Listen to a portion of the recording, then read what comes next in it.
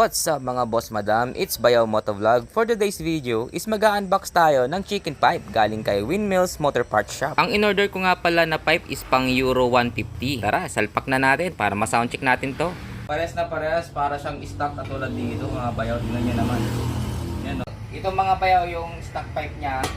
Ngayon naman, i-install natin itong chicken pipe. Tignan natin kung anong pinagkaiba nila sa tanong. Flex it.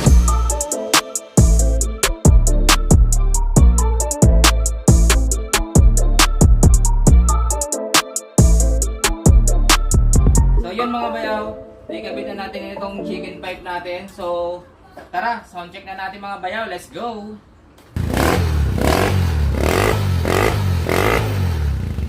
Yun o, stock pipe ang dating.